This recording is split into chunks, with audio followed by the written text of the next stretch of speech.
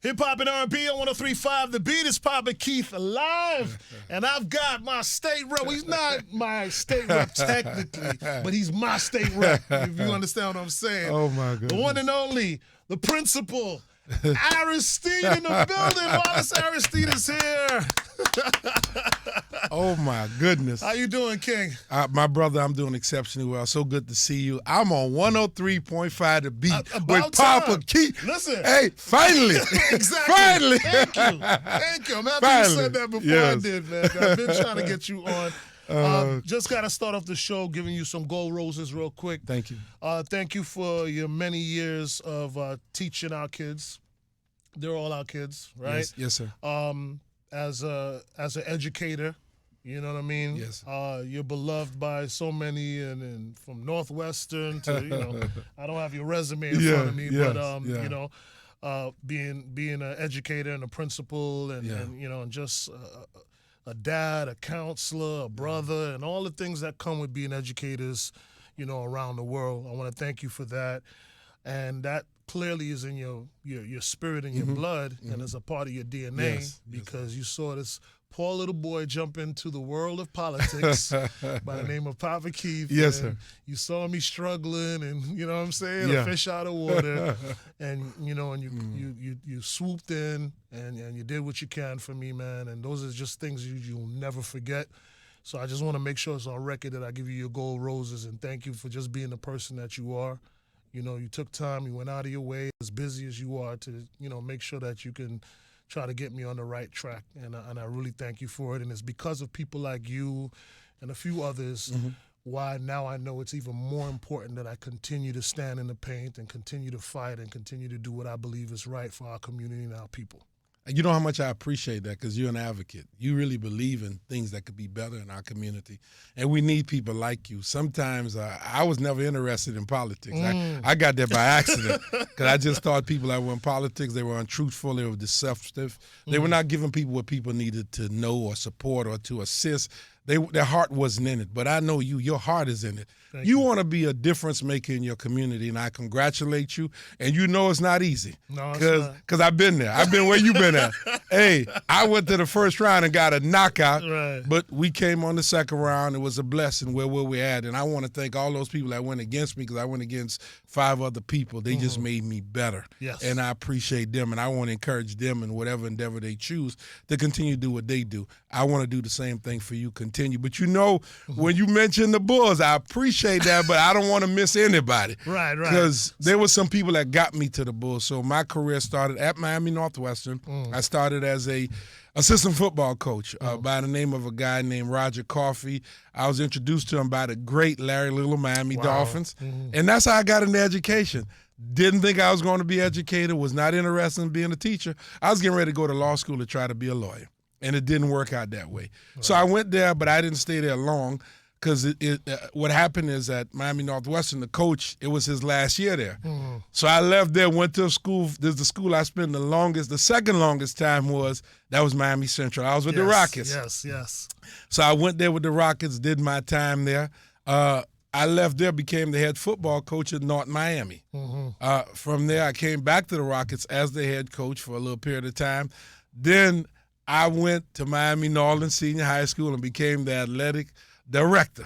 I met a whole lot of folks. They call themselves the Yachties over there. Yes. So I was at Miami Norland. Great experience. I left there and I was at Miami Edison for a little while. Left Miami Edison Senior High School. Went to Michael M. Crop Senior High School. Yes, I was the assistant principal. My first assistant principal job there.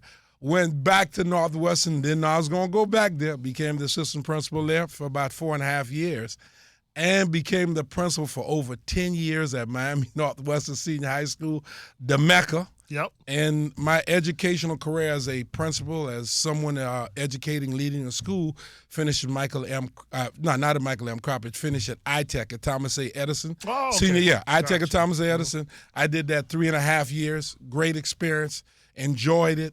So that is my career as education. So you've touched a lot of people, brother. I think they've touched me also. Yeah. And listen, I see them all the time, and I'm so proud of them. And I'm so happy to see what they're doing right now in their life, because I remember a long time ago there was a show in the NFL. They say, "Where are they now?" Yeah. And when I see these young people that were my students, where are they now? I just got someone sent me a photo of one of them that just finished at Florida International University. I was so proud of her to see what I saw, her success, her graduating. You know, I don't mention names of people unless they gave me permission, but just so proud. I mean, she has a PhD. I remember one young lady when I was at iTech, she had over $2.5 million in scholarship money.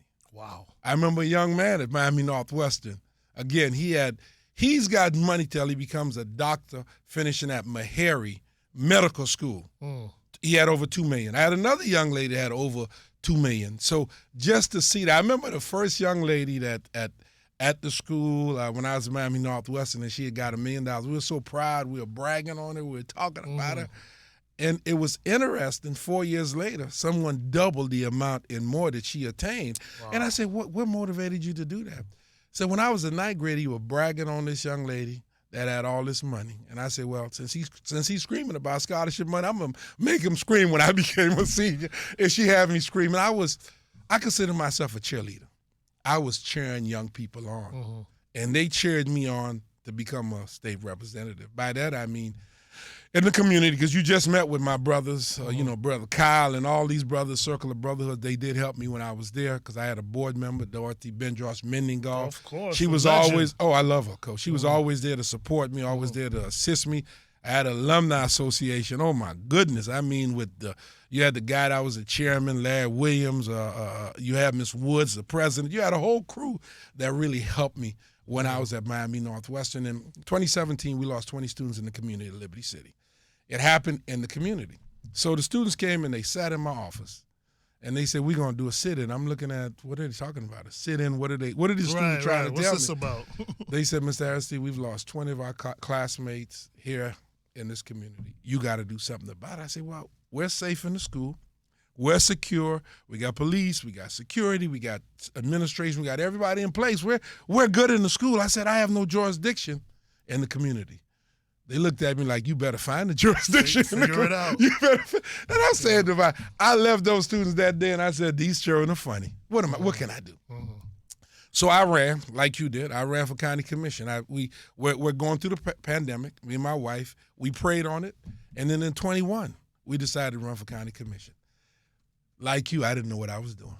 Didn't know what I was getting myself into. Didn't know that it was going to be whole. I thought I had some theatrics. These are some different type of theatrics. So I got in there, and it didn't work out. But I'm glad it didn't work out because it gave me an opportunity to learn.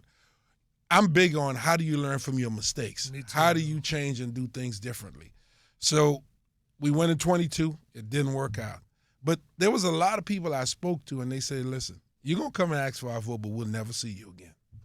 I was determined that those people were going to see me. And all the folks that I went to go ask for a vote, I went back to see them. It didn't work out, but they were so happy to see me. Yeah. And I remember I was at one place, and the guy said, can you believe, with a large group of people, can you believe this man is here, Mr. Aristide? Are you running? I said, no, I'm not running.